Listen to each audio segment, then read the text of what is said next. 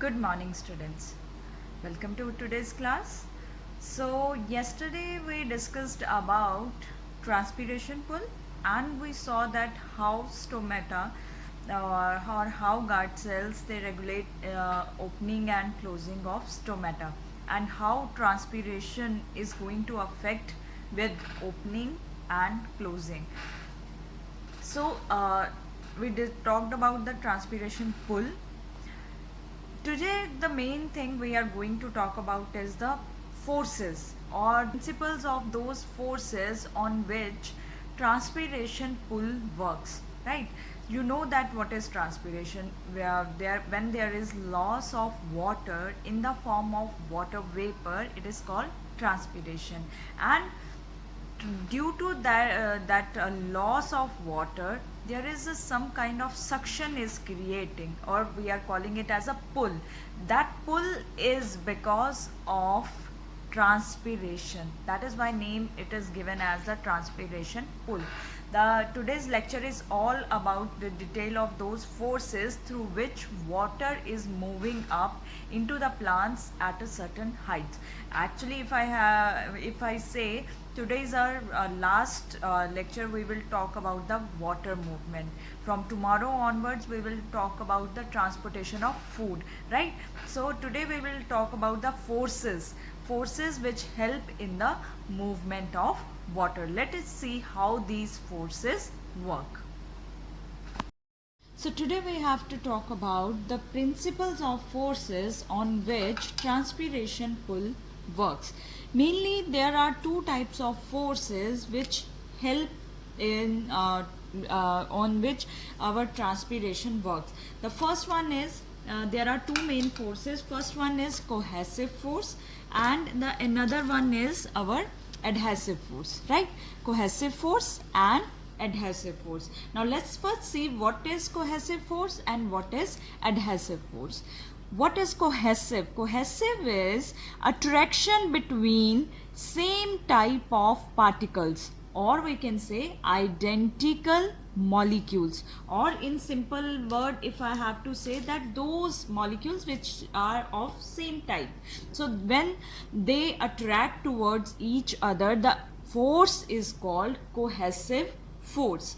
And opposite to that, so attraction between particles of different types, that is called adhesive force, right? If we have to understand it with the help of example, suppose water molecules. Now both this water is attracting this water molecules. At that time of attraction between these two type of molecules, the force which is applying here is that is cohesive force. Now the water moves through the xylem vessels. So xylem vessels, they are made up of which material? They are made up of lignin. So when there is attraction between water molecule and lignin, or if I say when lignin attract one water molecule to pull upward, the force which is applying or helping at that time is adhesive force. So two types of forces which help the transpiration pull to work, that is cohesive forces and adhesive forces. If they are of same type, then it will be cohesive, same molecules, then it will be cohesive. If there will be different particles, then it will be adhesive. Now see with the help of example actually that how this thing is working. Now here I have drawn these walls of xylem. I already told you that xylem wall is made up of lignin, and here these are the water molecules. Now how these water molecules, they will rise up. This water molecule is pulled up due to attraction between water and lignin. Here is this lignin wall. It is going to attract this water molecule towards it. Now which kind of force will be applied this time when water and lignin will be attracting? That will be your adhesive force. Now but we have just studied that there is another force between water and water molecule. So this water molecule will attract this water molecule towards itself with the help of which force? Cohesive force, right? So in this way, the other molecules, they also start pulling to upward due to the cohesive and adhesive forces. So when one water molecule is pulled up, the other one also attracted towards it and start coming along with it. So these forces, both cohesive and adhesive forces, they help in maintaining a water column in the xylem vessels. And you know that maintaining the water column help in transportation of water to a particular distance, right? So this is the this is about our cohesive and adhesive forces. Next one is capillary force. Capillary works as same like the you suck a liquid through a straw. So I'm taking here examples of two straw, or you can take water in a glass and drink it with a straw, or any cold drink or juice. If you drink with a straw, what does happen that time? You can, if you try it, you will realize that what is happening, right? There I have taken two straws. One is smaller one, or I will say thinner one, not smaller, thin. It is thin. And one straw I have taken is thicker one. Now what we observe is the thinner straw. First, let's see that this is thicker straw. So water will rise up to a certain level in this thicker straw.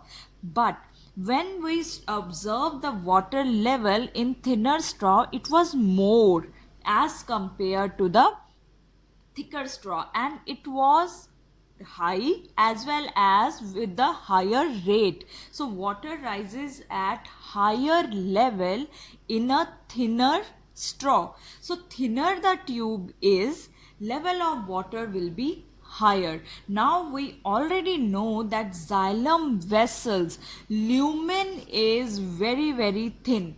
Xylem vessels, the gap or the lumen, which we call lumen, that is the gap in the xylem vessel, we call it as a lumen. This is very thin. So which principle we are applying here? Capillary. So thinner the tube, thinner the xylem tube, the more the water level is going to rise high. So due to this force, this is called capillary force. Due to this force, water rises at or rise at a particular higher level, and this force is known as our capillary force. This force just works like as we drink a liquid with the help of straw. Thinner the tube is, the level of water is higher. So these forces, I hope you are clear with: cohesive, adhesive and capillary force. Now how this capillary force and cohesive and adhesive forces work in the plant. Here I have drawn a rooted plant. As you can see, root here which will absorb water, and this will move up to a certain height with the help of xylem vessel. So this is our leaf. I have drawn here leaf. In leaf there is the epidermis layer and stomata is present. So if I will enlarge it, that this kind of structure is visible, right? Let's understand this structure. The upper layer of what is this layer?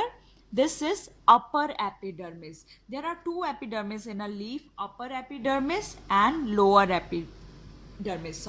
So upper epidermis is usually without the stomata, and lower epidermis we observe the stomata, and epidermis is protected with the help of cuticle, right? So this layer is clear: cuticle, upper epidermis, and here this one is our lower epidermis. And lower epidermis we have to draw these stomata or the guard cell. We have drawn here these guard cell. Clear? Now there is a radially this arranged cells. These are known as palisade parenchyma, right? Little radially arranged, the first two layers, that is palisade parenchyma. Then there are our this circle I have drawn here. This represents our vascular bundles. And after this, the another layer of cell is the spongy parenchyma, which are loosely attached, and they are oval or the round shape in the structure. So we have how many parenchyma? Two types of parenchyma. You have to draw palisade and spongy parenchyma. Now this layer has few gaps near the guard cell. This is not completely filled. There is a gaps or air spaces are present. Air spaces are present around the guard cells, right? Now what is happening here? When suppose you are drinking a liquid with a straw, what is happening?